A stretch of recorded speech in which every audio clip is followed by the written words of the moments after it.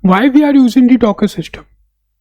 It helps us in replicating the environment in multiple machines. For example, your colleague Amit is working on some projects and he has developed his own environment. Now you want to run his code. But to run his code in your machine also, environment should be same. If the environment is not same, then there might be some errors. So to manage these things, to manage the environment, we use the Docker. Today we will cover about the concept requirement file. Requirement file is the packages which we need to install in any programming language. Here we are considering the example of the Python. For example, you are using the base image of Python and you want some specific package with the specific version.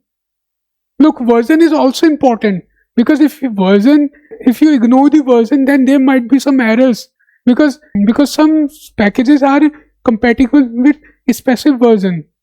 Requirements.txt. It is a file which helps you in managing the packages which we have to install in any language. Here we are considering the example of the Python. It is required because sometimes some applications are compatible with specific versions of software. Here, for example, you are using the Pandas 2.19.1. So just an example. And there is another library, sklearn. Now just assume sklearn is compatible with only this version of the Pandas. So we have to install this version. To deal with these kind of problem, we require the requirement.txt file. Now let's have a look at the steps which we have to do. First, open the command prompt and go to the folder in which you want to create a subfolder. Inside it, create a folder requirement.demo and open this folder. So we are creating this folder. Now open this folder using the change directory command. Now we are inside this folder.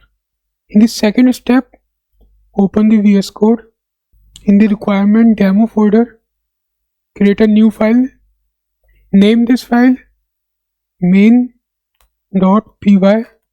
Just import pandas as pd. Print. Okay. It's a simple code, 2-line code. Now create a requirement.txt file. Again go to the VS Code and write the library which you want to install plus the version of that library. You want to install the Python Pandas package with version 2.2.3. Now create a Dockerfile.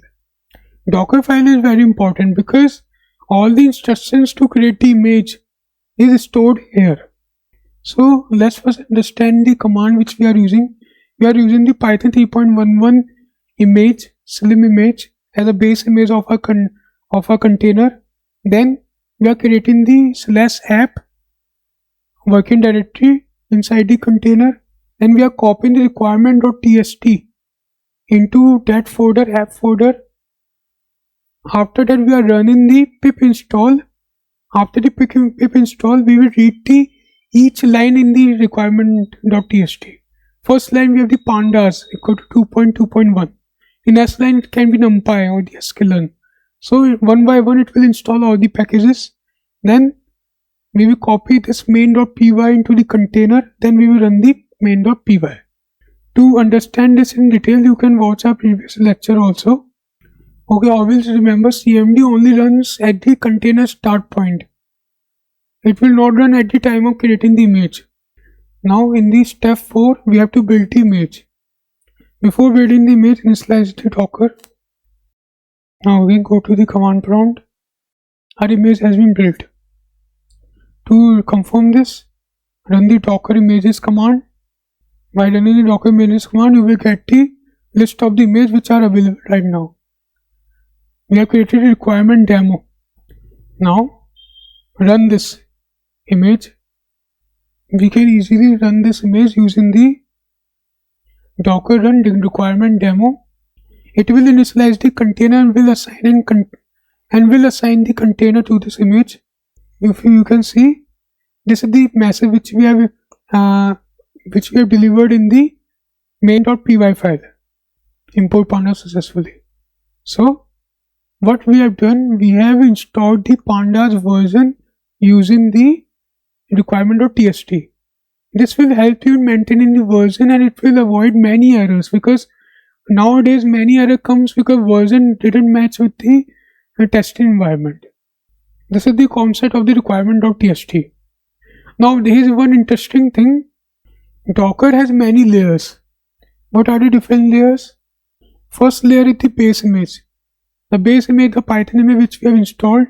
Second layer is the working directory. Third, we have copied the requirement.txt, and then we have run this requirement.txt. And in the fifth, we have run the main.py, and in the fifth, we have created the main.py. In the sixth, we have run this main.py. Now, why we have divided it into multiple steps? Because requirement.txt, there are very rare chances in which we will change the requirement.txt. Usually we change the main.py, the main code. So if there is any change in the main.py, then Docker will not run any first of the 4 steps. It will only run the last 2 steps. Main.py will change the main.py and run the main.py. Only these 2 steps we will change.